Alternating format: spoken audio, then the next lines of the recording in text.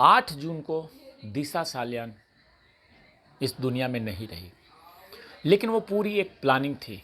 पूरा एक बहुत पहले से प्लान चल रहा था कि दिशा सालियान जो कि एसएसआर की पूर्व मैनेजर है, उसको पहले ख़त्म किया जाए और उसके बाद एसएसआर का नंबर आएगा। ये सारी प्लानिंग चल रही थी और इस प्लानिंग को पूरा कर दिया गया।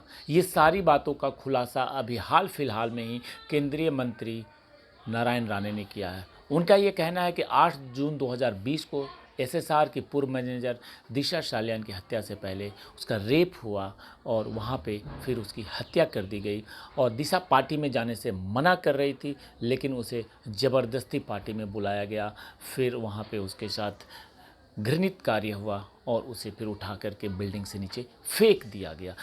और ये सारी बातें नारायण राणे ने कही है। उनका ये कहना है कि जिस बिल्डिंग में दिशा की हत्या की गई थी, वहाँ की 13 जून की सीसीटीवी फुटेज तक गायब है। साथ ही बिल्डिंग में आने जाने वाले लोगों की एंट्री का पेज गायब है। साथ ही वहाँ पे जितने भी लोग आए थे वो नहीं पता कि कौन कौन आए थे, क्योंकि इस रजिस्टर गायब और सीसीटीवी फुटेज गायब। और ये सारा प्लानिंग के तहत ये काम हुआ है, क्योंकि उनका ये कहना है कि अभिनेता यानी कि एसएसआर ये जान चुके थे कि ये पूरी प्लानिंग के तहत दिशा की हत्या की जा रही है और ये सारी जानकारी उनको हो गई थी।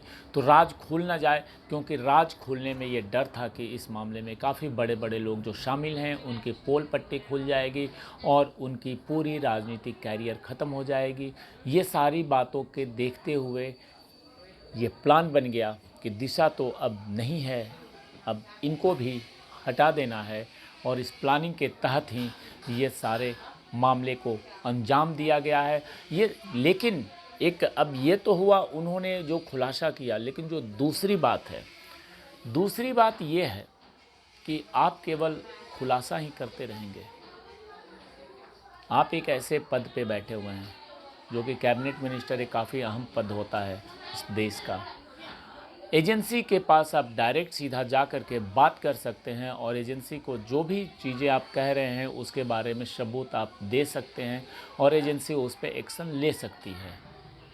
परंतु केवल प्रेस कॉन्फ्रेंस करके और सनसनी फैला करके इस मामले को फिर से एक बार सुर्खियों में लाना, इससे कहीं ना कहीं ये साबित होता है कि आप भी अपने राजनीतिक फ़ायदे के लिए ऐसी बातें सिर्फ कर रहे हैं, क्योंकि आप एक ऐसे उच्च स्तर के व्यक्ति हैं कि आपको सीबीआई को जाकर के सारी चीज़ें दे करके और इस मामले के गुनहगारों को गिरफ्तार करवाने में मदद करनी चाहिए, न कि सिर्फ प्रेस कॉन्फ्रेंस करके कुछ बोल देना और उसके कुछ दिनों के बाद फिर शांत हो जाना।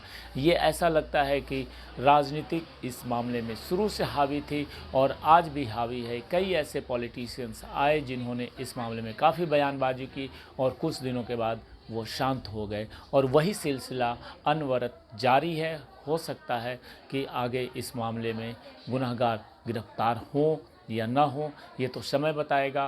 परंतु आपके पास जो सबूत है वो ज़रूर आपको जाकर के एजेंसी को हैंड ओवर करना चाहिए। जय हिंद, जय भारत।